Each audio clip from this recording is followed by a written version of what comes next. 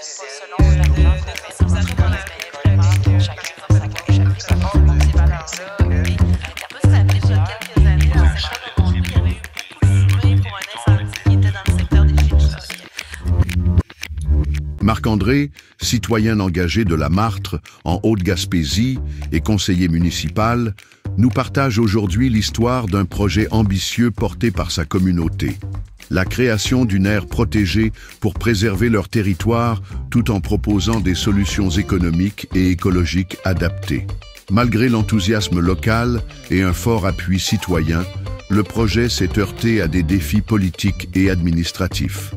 Dans cette entrevue, il nous raconte les coulisses de cette mobilisation et la suite des actions à venir.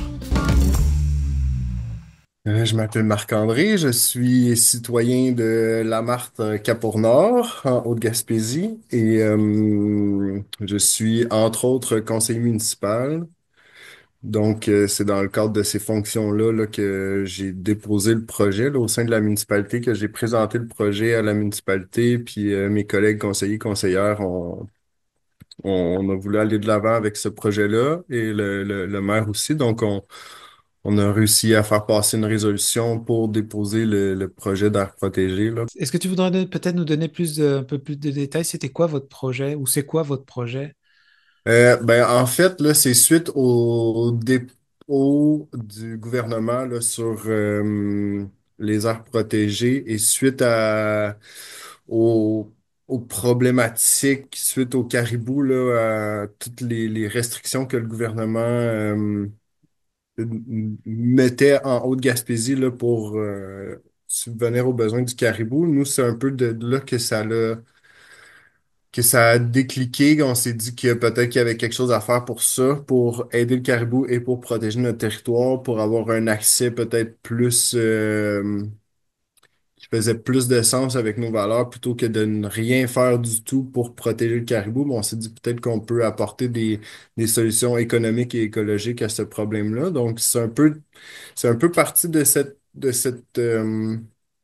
cette vision-là, de vouloir aussi proposer quelque chose à la MRC et à la Haute-Gaspésie, vu que le territoire de la Martre, c'est un territoire qui était un des plus touchés là, par les restrictions du gouvernement. Donc, on s'est dit, tant qu'il n'y a pas d'avoir accès du tout, est-ce qu'on peut essayer de faire un aire protégée là, qui nous donne encore accès au territoire, mais avec des exploitations plus douces, donc pas de plus de coupe forestière, là, de coupe à blanc, là, et pas de mines.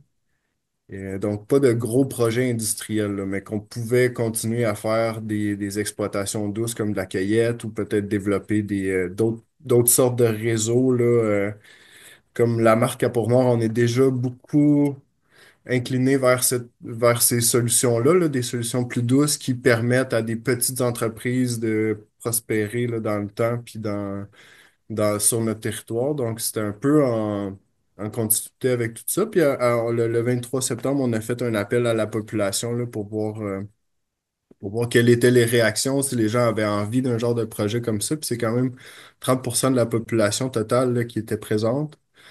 Fait que puis tout le monde était vraiment, vraiment partant avec ce projet-là. C'est sûr que le temps donné par le gouvernement pour monter le projet était assez court.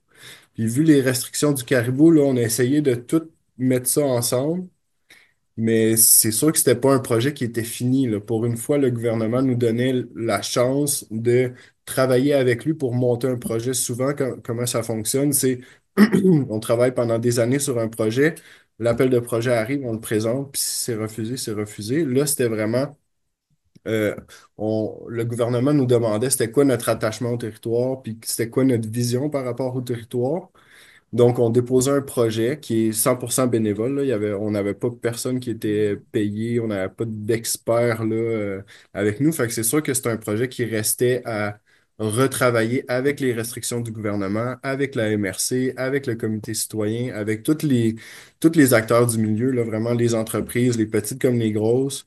Donc, nous, ce qu'on voulait avec ça, c'était vraiment déposer une espèce d'ébauche qui était assez large pour englober le plus possible, puis après ça, aller faire des concertations pour retravailler le projet, définir des zones vraiment qu'on voulait protéger à 100%, des zones où ce qu'on pouvait avoir des exploitations douces, comment qu'on utilise notre territoire, parce que les gens de la Marque, puis de la Haute-Gaspésie et de la Gaspésie en général, je crois, adorent leur territoire, adorent profiter du territoire. Donc, comment qu'on peut jumeler tout ça ensemble, là. Puis c'était vraiment un appel à la communication, à la concertation qu'on faisait aussi avec ce projet-là. Donc, c'est ça. On a fait un ébauche là, assez global, puis après ça, ben, c'est ce qu'on trouvait le fun, là, de pouvoir déposer quelque chose, dire, hey, nous autres, ça nous tente, on a l'appui de notre population, on a une résolution de la municipalité, on a une solution aussi pour le caribou parce qu'on était prêt à faire une zone là, plus restrictive pour aider le caribou à se régénérer. Donc, ça donnait une porte de sortie à la MRC aussi de dire, hey,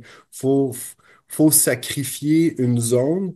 Donc, si la marque permet ça, ben peut-être qu'ailleurs en Haute-Gaspésie, ça va permettre de continuer les exploitations là, pour que les entreprises puissent continuer à, à faire leurs activités puis tout ça. Donc, nous, on a essayé de prendre toutes les informations qu'on avait, puis c'est sûr que l'information là, avec le projet Caribou, elle circulait moins. Comme tout ce qui a été déposé par la MRC, même en tant que conseiller, on a plus ou moins été au courant de ce qui se passait.